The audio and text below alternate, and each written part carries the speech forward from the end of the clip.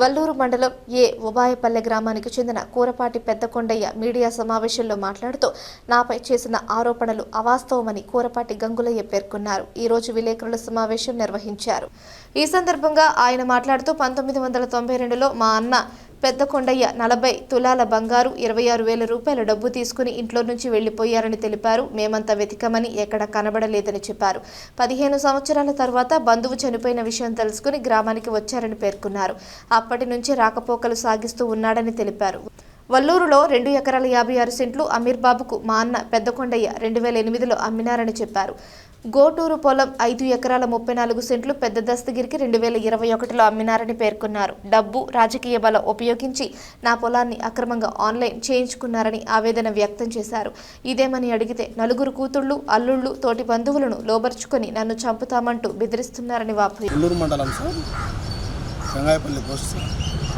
కూరపాటి పెద్దకొండయ్య చెప్పిన ఆరోపణలు అవన్నీ అవాస్తవం సార్. ఆయన నా ల్యాండ్ కాసేయాలని ఉన్నాడు సార్. నాకు ప్రాణహాని కూడా ఉంది సార్. అతను ఆల్రెడీ బైండ్ ఓవర్ కేసు కూడా బుక్ చేసిన సార్. నన్ను ఏమో చేయాలని కొమ్మద్ది నుండి జమ్మల మడుగు నుండి అందరినీ మనసులు తీసుకొచ్చి పెట్టుకొని ఉన్నాడు సార్. ఆయన నేను నా భార్య పిల్లలం భయపడి మా అత్తగారింట్లో ఉన్నాం సార్. కడపలో తొందరగా రూమ్కు బాడీ కట్టుకోలేని పరిస్థితిలో ఉన్నా కాబట్టి రూమ్ చూసుకొని కడప చేరుకోవాలని ఉన్నాం సార్. మా చిన్నపిల్లోడు అయితే భయపడి ఇక్కడికి కూడా రాలేకున్నాడు సార్. 5వ తరగతి చదువుతున్నాడు కేంద్ర విద్యాలయంలో. పెద్ద పిల్లోడు 8th క్లాస్ చదువుతున్నాడు సార్. ఇవన్నీ ఆయన చెప్పినట్టు తప్పుడు విషయాలు సార్. 2008లో సార్ మాకు కొట్టం ఉండేది సార్. మా పెదనాయనకు మిద్దు ఉండేది. ఆయన ఆ ఇంట్లో కాయలు వేసుకొని 40 తులాలు, మాది 20 తులాలు, ఆయనది 20 తులాలు బంగారు తీసుకొని హైదరాబాద్కు బంజారా హిల్స్, ఐడియా బొల్లారం, మెదజిట్కు పోయినారు సార్. అక్కడే సెటిల్ అయ్యి అక్కడ ల్యాండ్స్ కొనుక్కొని 3 కోర్లు ఇల్లు కట్టుకొని అక్కడే ఉన్నారు సార్. వాళ్ళు అక్కడే ఉండి ఇప్పుడు కూడా 2021లో వల్లూరు పొలంలో 2 ఎకరాల 56 సెంట్లు పొలం అమ్ముకున్నారు సార్.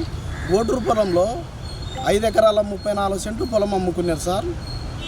మొత్తం కలిసి 2 కోట్ల చిల్లర డబ్బులు వచ్చింది సార్. వాళ్ళకు వచ్చే కమలాపురం గేట్ తగ్గులో 1,32,000 పెట్టి సెంటు 1 ఎకరా భూమి కొనుక్కున్నాడు సార్. ఇక్కడ నా ల్యాండ్కి ఇప్పుడు ఎసురు పెట్టినాడు సార్. ఇదంతా కుట్రపడి 4 కుటుంబాలు కలిసి మా అన్న మా అక్క కొడుకు వాళ్ళు అంతా ఒక ఇంట్లో చేసుకొని నన్ను ఏమైనా చంపైనా కానీ ఆ ల్యాండ్ హ్యాండ్ ఓవర్ చేసుకోవాలి. నేదరు పిల్లలు నేను ఎంతో ఇబ్బందుల్లో ఉన్నా సార్. పెట్రోల్ బంకులు అన్నారు సార్. పెట్రోల్ బంకులు 10 కోట్లు 20 కోట్లు అన్నారు. అది ఎంతమంది కాదు సార్. కంపెనీ HPCL వాళ్ళు పెట్టినారు ఎస్సీ రిజర్వేషన్ కింద. కానీ నా కాల్ ఫ్రాక్చర్ అయ్యి కరోనాలో చాలా అధిక వడ్డీలు పెట్టి అప్పులు చేసుకొని ఎంతో ఇబ్బంది పడిన కంపెనీ హ్యాండ్ ఓవర్ చేసుకొని ఒక డీలర్ను పెట్టుకున్నారు. నాది కాదు సార్ ఆ పెట్రోల్ బంకు, కంపెనీది.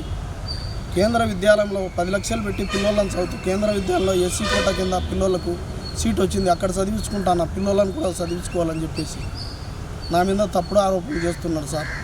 నాకు వాళ్ళతో ప్రాణహాని కూడా ఉంది సార్. వాళ్ళతో ఏమైనా చేస్తాం, నిన్ను చంపేస్తాం ఏమైనా కానీ అందరికీ చెప్పుకుంటూ కడపలో కరెంటు బిల్లులు ఇంటి బాడిగలు కూడా కట్టలేనని మా అత్తోళ్ళ ఇంట్లో ఉన్నా సార్. మా సొంత ఇంట్లో అంటే వచ్చి అక్కడ భయపడేసి నిన్ను పొట్టోలు పోటీ కాదు ఆడపిల్లల నటన పెట్టుకొని ఆయన ఒకరు పక్కన వీడియో తీస్తుంటే వీళ్ళు 4 ఆడపిల్లలు నిన్ను పొట్టోలు కాలుస్తాము పేసు కాలుస్తామని వచ్చినారు సార్. అందుకే నేను పోలీసు వారిని పోయి కలిసిన సార్. ఇది ప్రభుత్వం దృష్టికి తీసుకొని పోండి సార్. మీరు ఏదన్నా నాకు న్యాయం చేయండి సార్. వాళ్ళతో నాకు చాలా ప్రాణహాని ఉంది సార్. ఎప్పుడైనా నేను ఒంటరిగా తిరిగితే సంపాలనే ఉండరు సార్. ఇవన్నీ నిజం సార్. రుజువు చేయాలంటే రుజువు చేసి ప్రయత్నంకు తెలిపండి సార్. ఆయన చెప్పినట్టు ఇవన్నీ అవాస్తవం సార్. కూరపాటి పెద్దకొండయ్య సార్, కూరపాటి నడిపికొండయ్య మా అన్న సార్.